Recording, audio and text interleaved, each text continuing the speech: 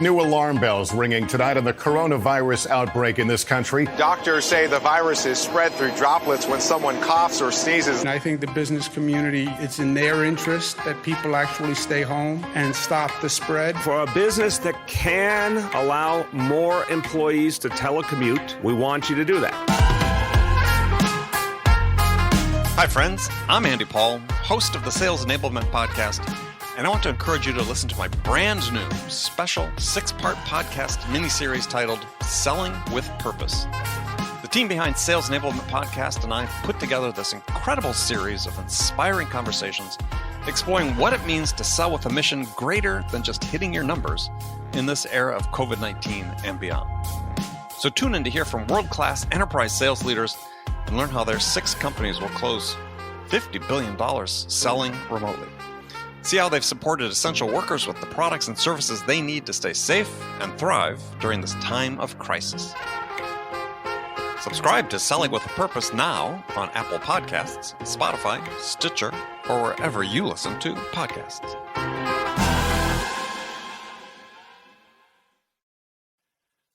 Guided selling from RingDNA makes your entire sales team more effective by revealing exactly what reps should do and when to do it. Guided selling works by transforming sales data into a curated list of prioritized sales actions. So when reps start their day, they'll never again wonder which prospects and accounts or hot inbound leads to reach out to next. Guided selling even shifts reps' priority in response to real-time buying signals. Finally, even new reps can sell like seasoned ones. Let RingDNA be your guide to success. Learn more at ringdna.com/guided selling.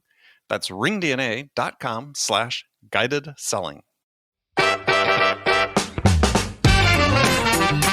What buyers define value as is progress.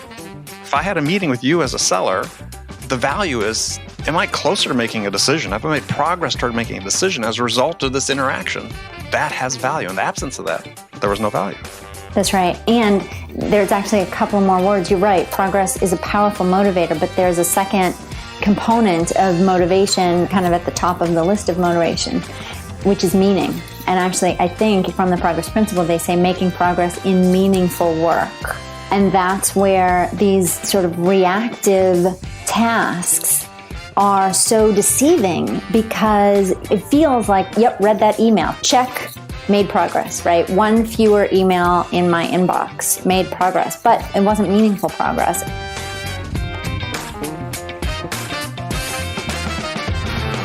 Hi, friends.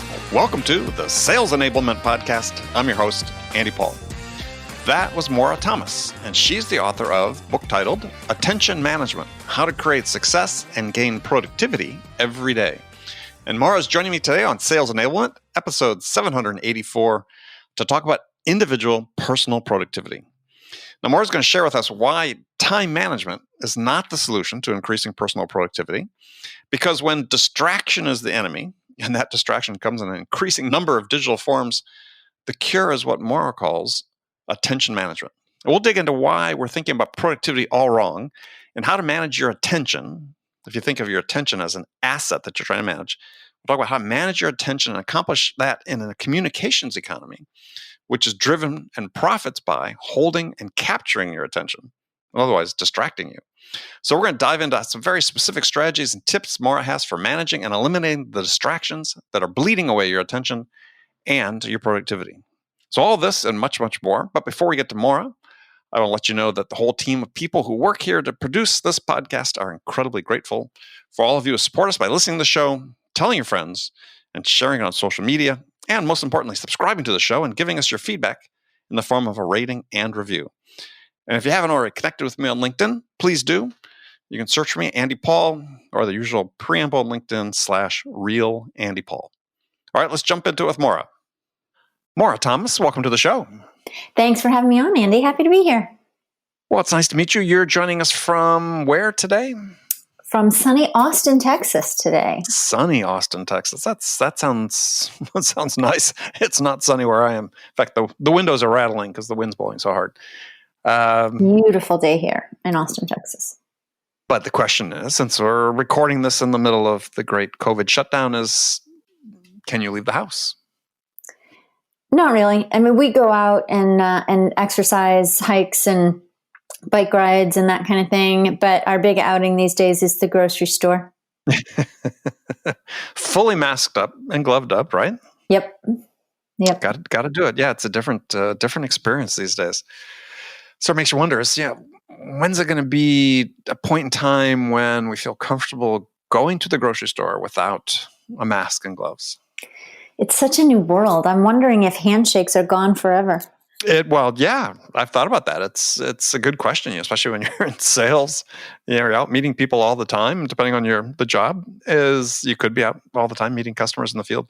Is like, yeah, maybe we're all, adopt bowing as the new custom. Yeah, it's going to be interesting. That's for sure. And my work involves so much travel. I'm wondering when I'm going to feel comfortable getting on a plane again.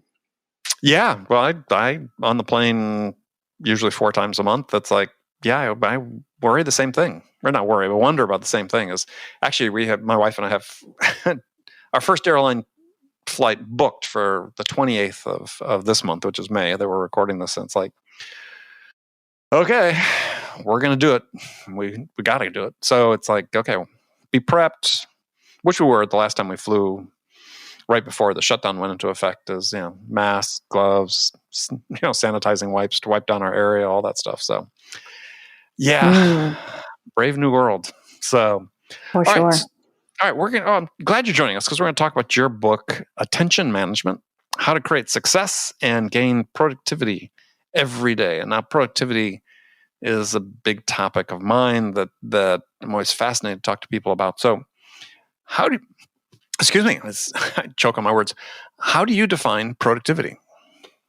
It's a great question because we throw around words and it's so important to know if we're all on the same page. So thanks for asking.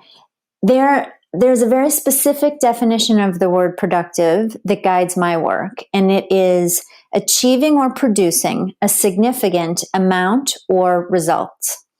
Now, there's a sort of a manufacturing piece or a production piece in that definition, producing an amount. But if we take that piece out, what we're left with, I think, is the personal productivity piece, achieving a significant result. So how productive you are is how much progress you have made on the results that are significant to you. And you get to define significance.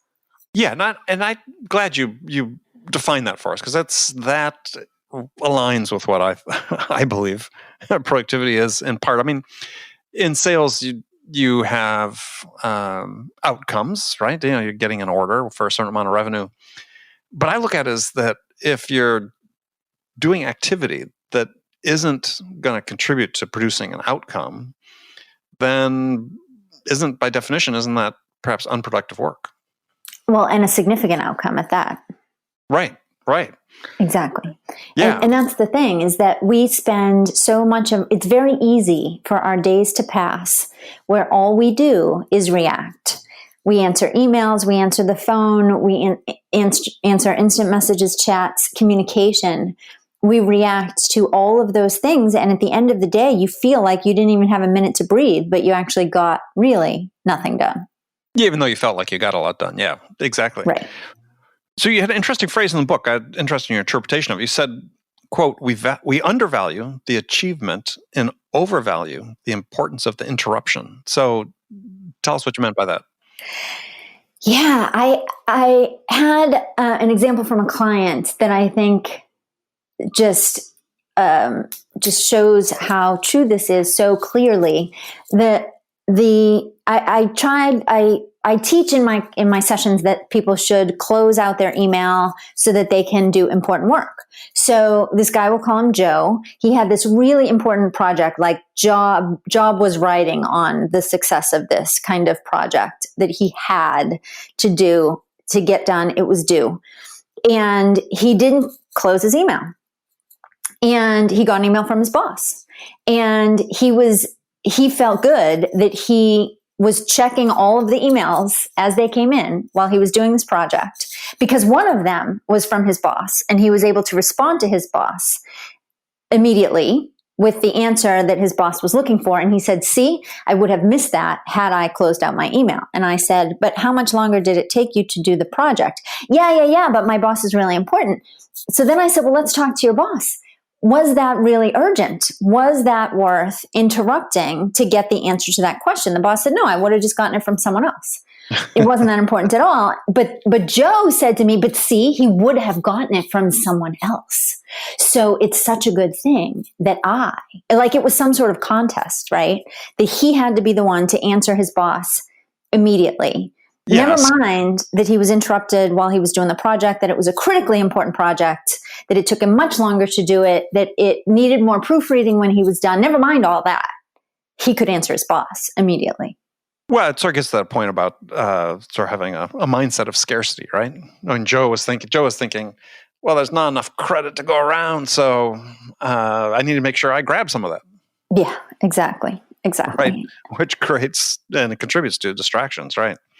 And so you say that distraction's not the problem, or distraction is the problem. So it's time management isn't the issue. You talk about being able to manage our attention. So define attention. Attention to me, well, I'll define attention management as sort of I use it in my work. But attention management is a combination of behaviors where the end result, when you are managing your attention effectively, is that you can recognize the brain state that you're in and shift to the state that will serve you in the moment. So in the book, I define 4 brain states, and of course it's an oversimplification, but 4 brain states: reactive and distracted, focused and mindful, daydreaming or mind wandering, and flow. Now, all of those except for flow is something that we can choose, right? We can either allow distractions and be reactive and distracted. We can allow our mind to wander, or we can decide that we are going to be focused on a thing. Flow is something that happens to your brain on its own, but if you focus for long enough, you might get lucky enough to tip into flow, and it's a brain state that your brain enters all on its own. So if you are managing your attention successfully, you can recognize, look, I am actually feeling reactive and distracted. My email's open. People are dropping by my office, but I need to be focused and mindful to get this report done, for example. So I'm not in the right brain state to get the right results for this task that is ahead of me, or this experience I'm having, or this moment that I'm in, or this conversation. What brain state do I need to be in? And am I in the right one? And if not, I need to shift. When you can do that, then you are managing your attention successfully. Well, I think it's useful because as I was reading the book, it called to mind a study that had been done by Herbert Simon, who was a Nobel Prize winner, who had written this white paper in the early 70s saying that there's a very interesting paper because he basically forecasts the internet well before its existence, saying there will come a time in the future where we have so many sources of information contending for our attention. And he said, the part of the study was, well, how do we decide how to allocate, he called it slices of our attention, to which sources of information? And I think it's really useful for people to sort of think about attention as this, in a physical way. I mean, it's like, if you're a telecom person, you think about bandwidth, right? Our limited resources, bandwidth in this communications pipe. Well, it's pretty similar with attention, right? Is how are you allocating? You got this finite amount of this physical resource, attention. How do you just make decisions how to slice it and how to devote which portions of that to which sources of information? Because these are, to your point, these sources of information can be a distraction or they can help you make progress. Exactly. And I think Herbert Simon's work was so prescient. And I quote him in the book. A quote I saw from him is one of the things that sort of led me down this path of attention management, where he says, what information consumes is rather obvious. It consumes the attention of its recipient. Therefore, a wealth of information creates a poverty of attention. And that is exactly our problem, is that there is so much information, and that information isn't passive. That information gets pushed to us through our technology. And so it leaves very little attention left for us to direct to the things that are most important to us. Yeah, well, the thing that was interesting I thought about Simon's work, though, is that he said that we tend to make economic decisions about how we're going to allocate slices of our attention, that we prioritize based on sort of an ROI on the use of that time. Have we lost that ability to do that? I think I'm not sure that I'm qualified to say whether or not we've lost it, but what I will say is that we have become so habituated to distraction that we don't often make conscious choices, because by definition, a habit is something that we do without even thinking, usually. And so we are so used to, studies show, Gloria Mark's work shows that we switch what we're doing about every 3 minutes, usually in response to some sort of external or internal stimulus. Either I'm bored, so let me go look at my phone, or my phone just dinged at me, so let me look at it. And then we have the settling time, as you talked about, to get re-engaged. That's right. That's right, which could take anywhere from a few minutes to a few hours, depending on the amount of what I call brain power momentum you had built up on that task. Yeah, and I've used this example in talking with sales teams, and I was giving a webinar or not a webinar, but a seminar. Sorry, I'm so accustomed to saying webinar these days. I was actually there giving the seminar. I remember those days. Team of about 100 sellers, and I said, so who keeps their personal phone on their desks when they're in the middle of their call block? They're making proactive outbound calls. And virtually everybody raises their hand. And I said, well, okay, how many of you will look at your phone if you're in the middle of a phone call and you get a notification, get an email, you get a social update, something happens, and they all raise their hands, virtually everybody. And I'm sitting thinking, gosh, you just spent, your company and you combined have spent all this time and energy to be able to connect with this person on the phone. You get them on the phone, and the first thing you do is let your attention wander. That's right. That's right. We've gotten to the point, we've become so habituated to distraction that doing only one thing at a time has become boring. We are so used to sitting on the couch watching TV and scrolling through Facebook, eating dinner and watching TV or reading a book, riding an elevator and looking at our phone, right? We've lost what I call those in-between moments, where we have that opportunity to let our minds wander, which is where insights come from. Exactly. And not only that, but we just can't. Doing two things at once has become the standard, because only one at a time is just boring. Well, it's boring, or we fear being alone by ourselves. Yeah. Yeah, there's a Ned Hallowell, psychiatrist, calls it looking into the void, right? That self-reflection that happens sometimes when we are alone with our thoughts. And many people would rather do just about anything than self-reflect. Yeah. Well, so it gets this idea that you talk about daydreaming. I call it rumination. You're talking about one of the sort of 3 states is this daydreaming, rumination, whatever, just letting your mind wander.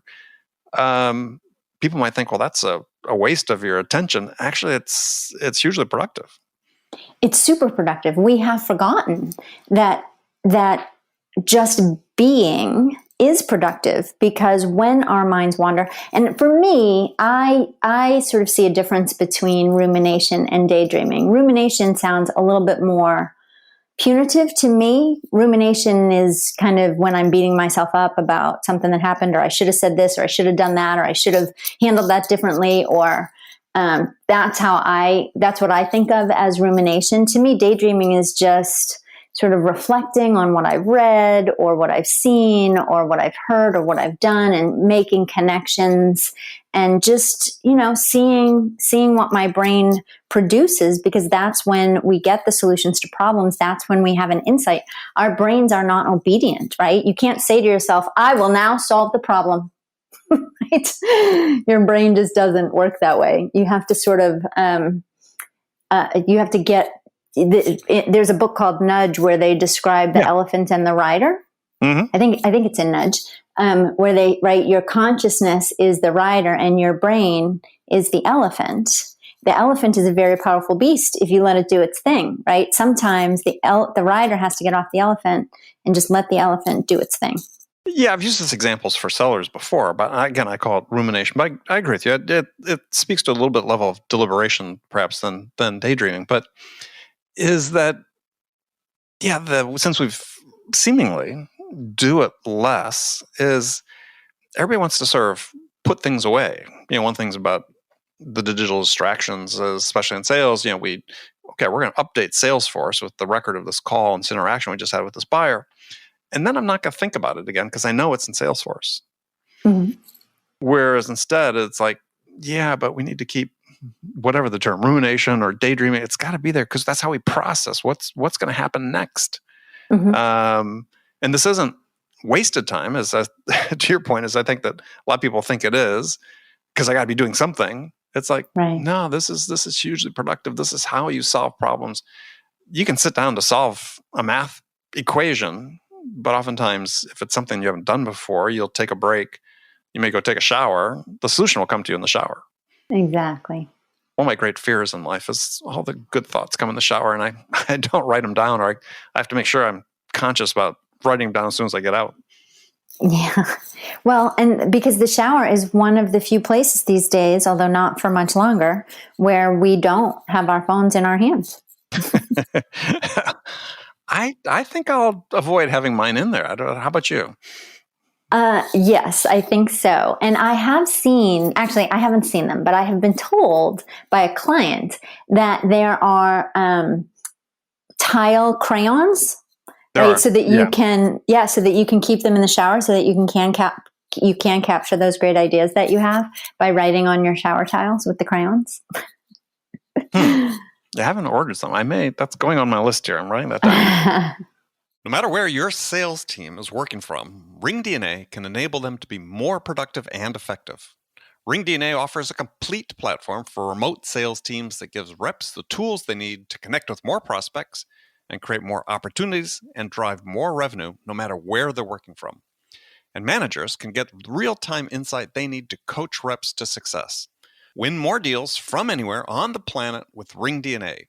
Learn more about how RingDNA helps remote teams at ringdna.com/remote work. That's ringdna.com/remote work. New alarm bells ringing tonight on the coronavirus outbreak in this country. Doctors say the virus is spread through droplets when someone coughs or sneezes. And I think the business community, it's in their interest that people actually stay home and stop the spread. For a business that can allow more employees to telecommute, we want you to do that. Hi, friends. I'm Andy Paul, host of the Sales Enablement Podcast. And I want to encourage you to listen to my brand new special 6-part podcast miniseries titled Selling with Purpose. The team behind Sales Enablement Podcast and I put together this incredible series of inspiring conversations exploring what it means to sell with a mission greater than just hitting your numbers in this era of COVID-19 and beyond. So tune in to hear from world-class enterprise sales leaders and learn how their 6 companies will close $50 billion selling remotely. See how they've supported essential workers with the products and services they need to stay safe and thrive during this time of crisis. Subscribe to Selling with a Purpose now on Apple Podcasts, Spotify, Stitcher, or wherever you listen to podcasts.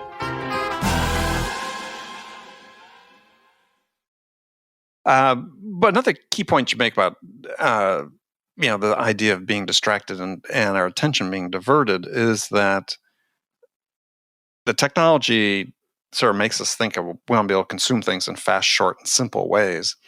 And the world is not short, fast, and simple. Exactly. It conditions us to accept sound bites instead of really understanding something. And so as a result, we have a tiny bit of information about a breathtaking number of things and deeper knowledge about very few. And I see this all the time with the way we represent data, like in graphic form. And obviously we live in the world of big data, and sales is a field where almost as much as any, or more so than any, we've got this influx of data about conversions, yada, yada, yada, and behaviors. But very often people don't want to dig in and say, okay, well, what's really going on here? What's the context here? Daniel Levitin writes about this in his book, The Field Guide to Lies, is our sort of superficial understanding of all these data, because we don't want to your point in the book is, if we require something that's more cognitively demanding, it must be difficult. Right. And I don't have time for that. I don't have the patience for that, because that's really one of the more insidious things about becoming habituated to distraction, is that not only does it chip away at our attention span and our ability to maintain our focus for any period of time, but it chips away at our patience. So we also don't have the desire to spend an extended period of time on anything, because we're too impatient. That's going to take too long. That's too hard. I don't have time for that right now. But yet, when we do those things, that is when we are the most satisfied. That is when we feel the most accomplished. That gives us that feeling of contentment and satisfaction at the end of our work days, when we get those meaty things done.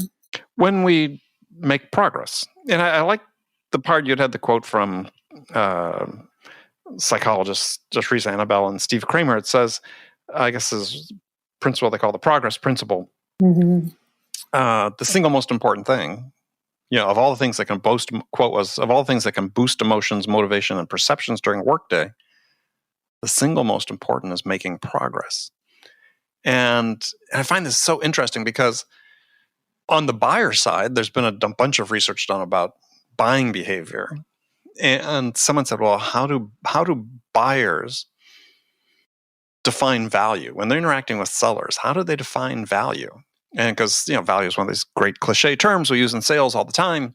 And what buyers define value as is progress. If I had a meeting with you as a seller, the value is, am I closer to making a decision? Have I made progress toward making a decision as a result of this interaction? That has value. In the absence of that, there was no value. That's right. And there's actually a couple more words. You're right. Progress is a powerful motivator, but there's a second component of motivation, or the kind of at the top of the list of motivation, which is meaning, right? And actually, I think from the progress principle, they say making progress in meaningful work. Mm-hmm. And that's where these sort of reactive tasks are so deceiving, because, it feels like, read that email, check, made progress, right? One fewer email in my inbox, made progress. But it wasn't meaningful progress. And so we don't feel particularly satisfied at the end of the day. And you're right, that salesperson could say, check, one more sales call I made. But if their customer didn't come closer to the buying decision, then it wasn't meaningful progress, and it matters much less. Yeah. I mean, again, you talked about sort of the busyness part of things is, people wear that as a badge of honor as opposed to actually getting things done. Exactly. Well, I wanted to go through some of the tips you had about attention management. We sort of touched on some of them. You talked about turning your phone off when you're doing other things. I remember this another seminar I gave to a client where I talked about that. I said, when you're meeting with a client, either virtually or in person, and in this case, these people tend to meet with their clients in person, field sellers, I said, turn your phone off and put it in a backpack or a purse or leave it in the car. And had one woman in the group just said, I can't do that. I've got grade school age kids, and I need to be available at all times. And it's like, well, how do you answer that?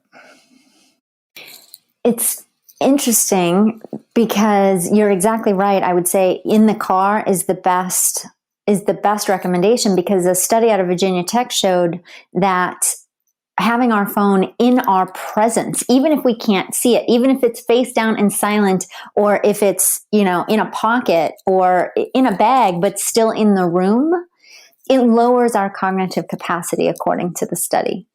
People performed better when their phone was in a different physical space. And when people say, I need to be available 100% of the time, the truth is, number one, they simply aren't, regardless. Even if they do have their phone with them, there are times when they are asleep, and there are times when they are in the restroom, although don't even get me started on phone use in the restroom. But number one, they aren't. And number two, generations of children grew up just fine without having their parents accessible to them every minute of every day, 24/7, 365. And the truth is, how long is that sales call? An hour?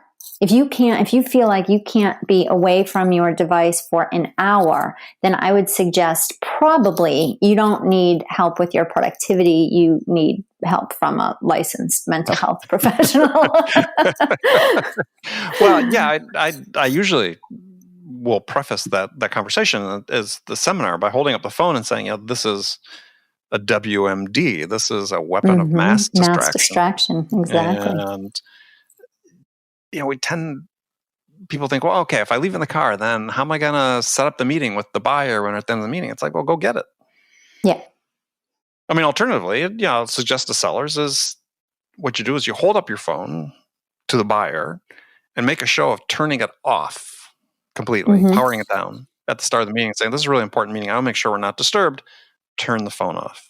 And then you sort of shame the buyer into doing the same thing. Exactly. You're exactly right. Somebody asked me that in a virtual session I did the other day. How do you get other people to pay attention to you? It's like, sadly, we can't control what other people do. The only thing we can do is influence them to behave in the ways we would like them to behave. And one of the ways we can influence them is to model the behavior. Yeah. And that's helpful. Yeah. Yeah. For sure.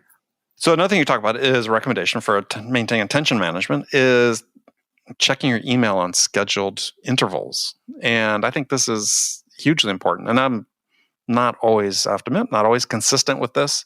But like when I'm writing either a blog or I'm writing a book, as I'm in the process of writing now, my next book is, I go into composition mode that silences all notifications.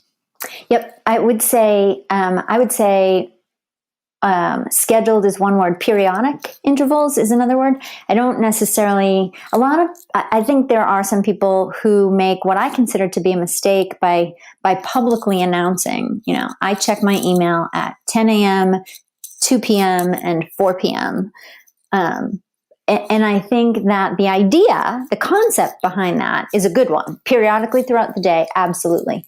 But there's always going to be a time where you can't, because that means that everybody who sent you an email between, 7 a.m. or 7 p.m. last night and 10 a.m. this morning is going to expect a response from you at 10:01. Right? So, right. And there will be times where you can't keep to that schedule. And so I think it's useful to make it a little bit more fluid and check email periodically throughout the day rather than leaving email open and downloading all the time. Close it out, do what you need to do, and then decide, okay, for the next hour, I need to deal with my email. And then it's email time. The problem with that is that we have, as a society, I think, at least many of my clients have mistaken the availability of immediate communication with the imperative for immediate communication, right? Just because I could answer it immediately doesn't mean I have to. And so people are trying to use email as a synchronous communication device.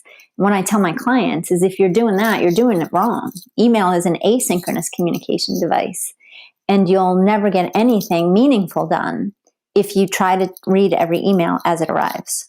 Yeah, well, I agree. And I think you have to prioritize. I mean, I've seen instances in sales, and I advocate this, and it depends on the environment because it's not the same for all environments, where this ability to be responsive in a value-added way is a competitive advantage, where it works for the buyers, because the buyers are trying to work through something relatively quickly. I see buyers' motivation generally is they want to be able to quickly gather information to make a good decision with the least investment of time and effort possible. If you can help them achieve that, then that's to your advantage. But typically, you're doing that within a defined period of time within the day. Yes, or through a defined channel, right? So I often suggest that people put a line in their email that says something like, because you're right, you don't want to leave your customers hanging. You want to give them a path to reach you if they need something in a time-sensitive manner, but email shouldn't be it.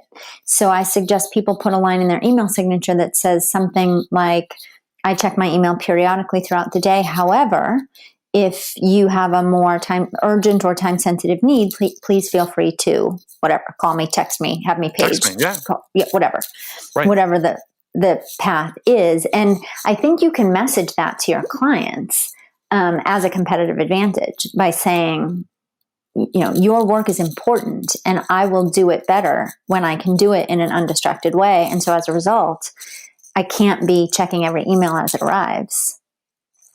And you'll get better work if I'm not. Yeah. Mm-hmm.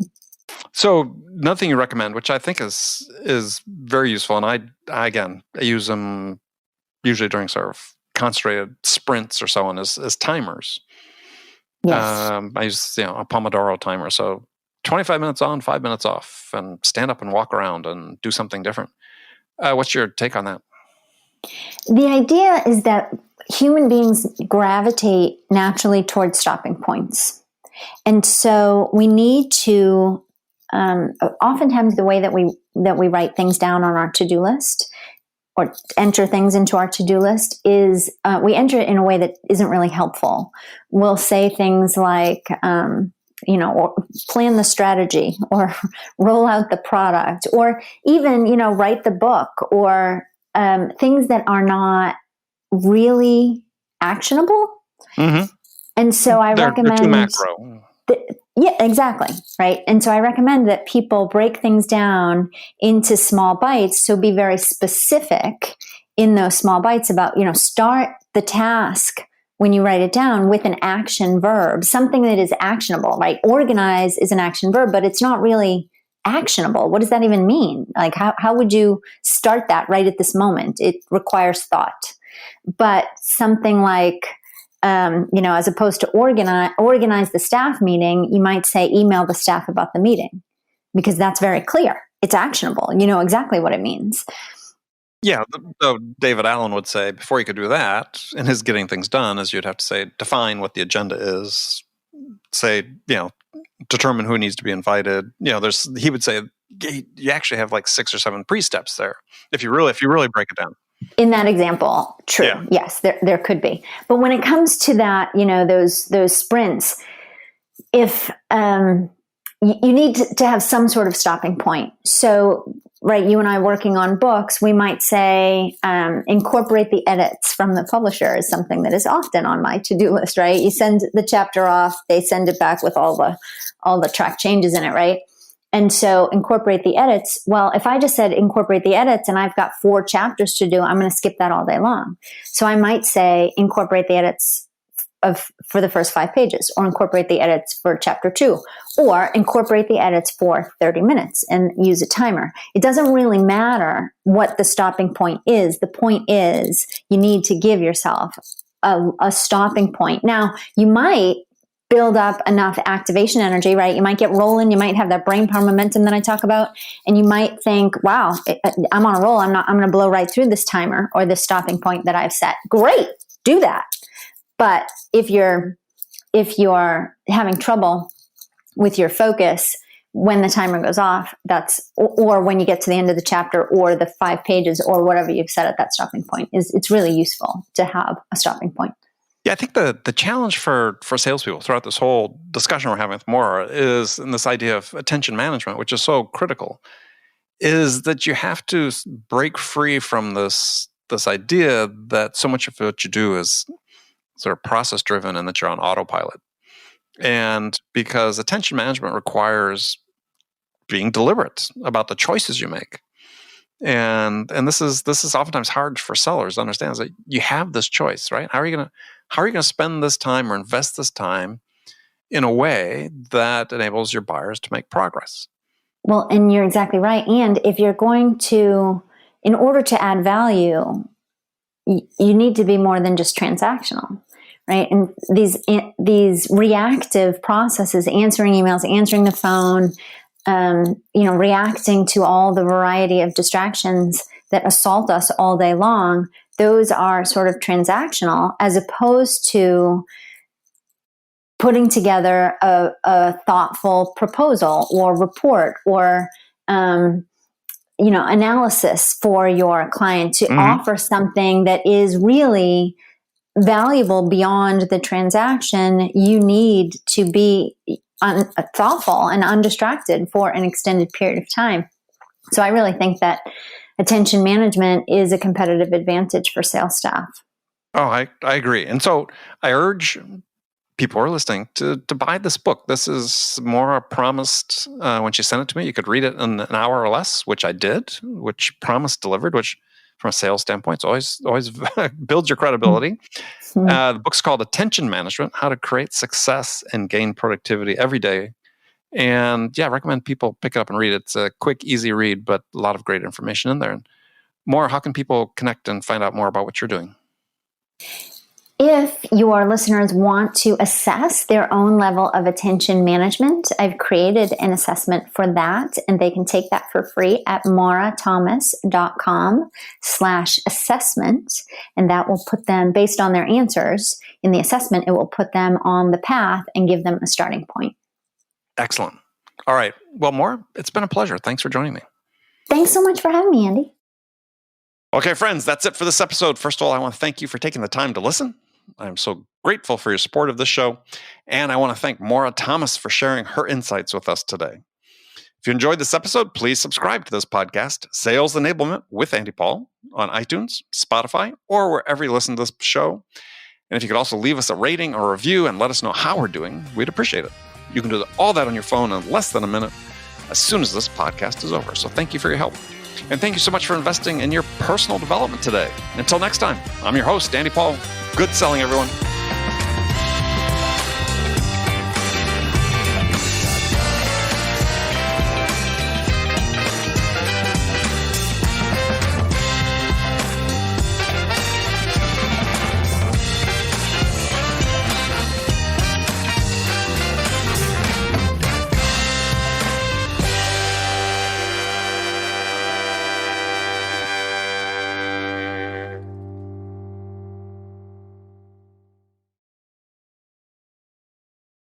RingDNA is the leading sales enablement platform that uses AI to help scale business growth.